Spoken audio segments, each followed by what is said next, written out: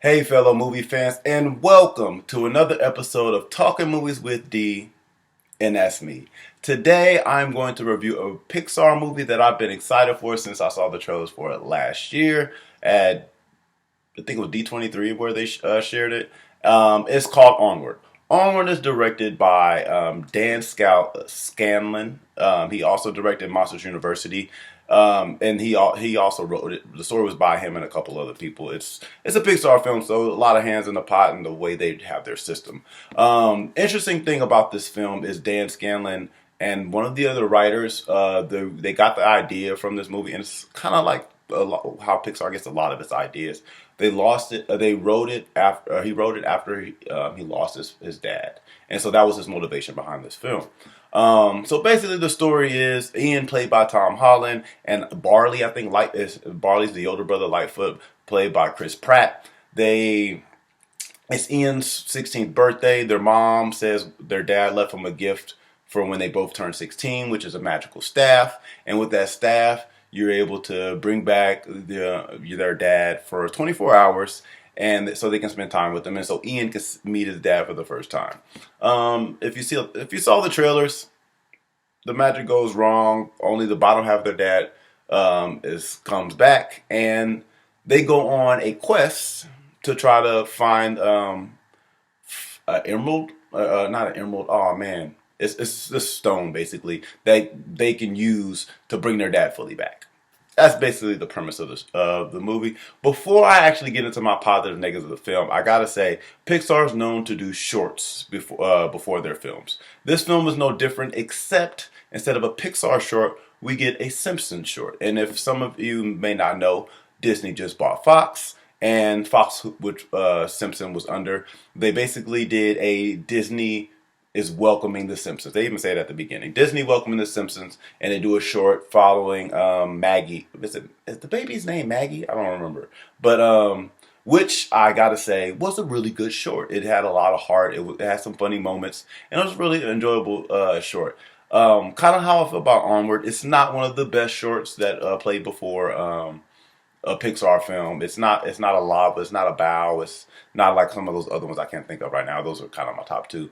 But it was a really fun short. It kind of made me excited for Simpsons again, which I don't watch anymore. I catch every now and then, but I don't watch all the time. But let's get to Onward.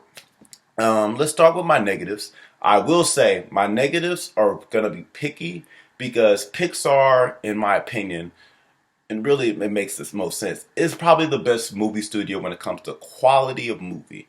They maybe have one or two not so great films, maybe, but most of their movies are either really good or awesome.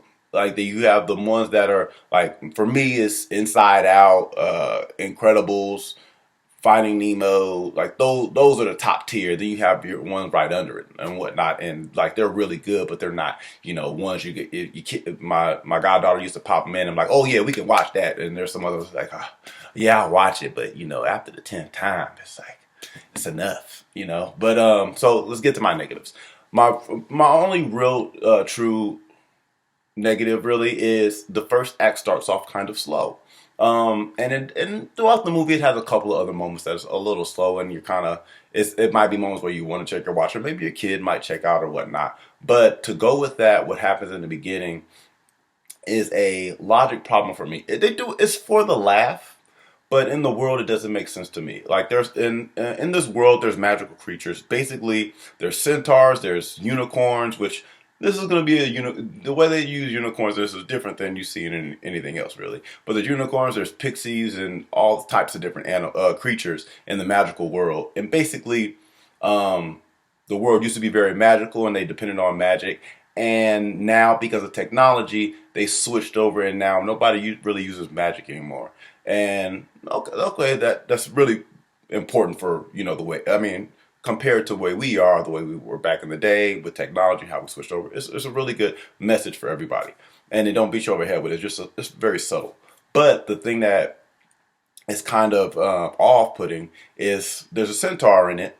Is there only one centaur? Maybe there's only one, but centaurs is a creature in the film. And if you're a centaur or like any creature, you know your body. If I move around, I know what I can do, right? And the centaur walk into a house and is bumping things. And bumping things like clumsily. And it's like, if you had that body, for the laughs, hey, it's kind of funny, but it would be funnier if all of a sudden I had a centaur body and it was new to me and I'm walking and I'm bumping things. But it doesn't make sense if I always had this body and I'm just clumsily knocking stuff over without realizing it. And I'm like, that doesn't make sense. But to go with that, I understood they did it for last, and on top of that, it was in the beginning of the film, so I wasn't really invested in the characters yet, so it was easy to pick up. Maybe if it would happen later, I wouldn't have cared as much.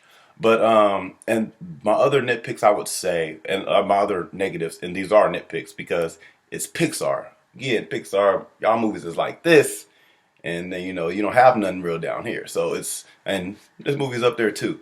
But I would say it's not as funny, and maybe it's not fair to compare, but it's not as funny as some of the other films, like Inside Out and Incredibles, Finding Nemo. It's not as funny as those movies. It has some jokes, it has some really good jokes, but there's not as many laughs, at least in my opinion. Maybe for a young audience it is, but for a studio that makes adult themed movies that are kid friendly, there's not as many adult themed jokes, I guess. But to be honest, that's really my only negatives. My negatives about the film is like I said, they're very nitpicky. But let's get to my positives. Let's get to the good stuff, right? So to start, I have to say this movie, if you're somebody who might have lost a parent recently, or not even recently, just period, or have a certain relationship with a sibling, older or younger sibling, it's definitely going to be one that really affects you because, like I said, the director who also helped write it, the reason he wrote it was because he lost his father, and that was his motivation behind it. It definitely has the heart for that, and you feel that through the film with the writing and what they choose to do with it, and it was very good the way they did it. So that I think they did great. What I also like what they did was the subtle messaging, like I said before, with the centaur is you're a centaur, but you don't run anymore. They make a point to say, hey, centaurs used to be, you're a centaur. They're able to run 40 miles per hour or 60 miles per hour, some of that nature. And he makes a joke like, I have a car. I don't have a purpose to do that. I can't do that because I have a car. I don't work those muscles. And they do that with a couple of creatures, is that like pixies they don't fly anymore because it's like, what am I flying for? We've never flown. We drive motorcycles. Stuff with the Pixies is real good, by the way. That's definitely another positive. But what they did with the story, with what's the word I'm looking for? How the relationship with the father and sons, and the relationship with the two brothers, because you have one brother, the older one, who obviously an older sibling. If you lost a parent, you have to become that for your siblings, right? And also you're dealing with the fact that you want to see your dad, and you have a couple of memories because he passed when you were younger, so you just have a couple memories you hold on to, and you want to make more memories and maybe make up for some of the ones you missed out on that you regret.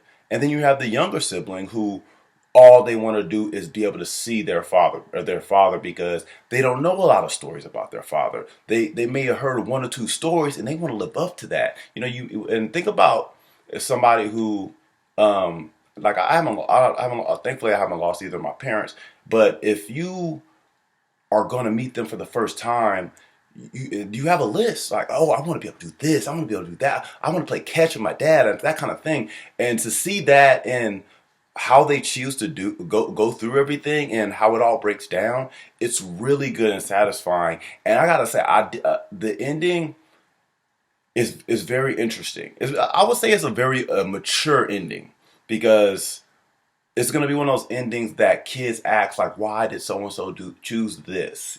Because it's I mean, the character's 16. The character's 16, and I'm not sure how old the brother is, but he's an adult, whatever it was, whatever. I would say like between 18 and 20. That's the age of the older brother, but it's very mature.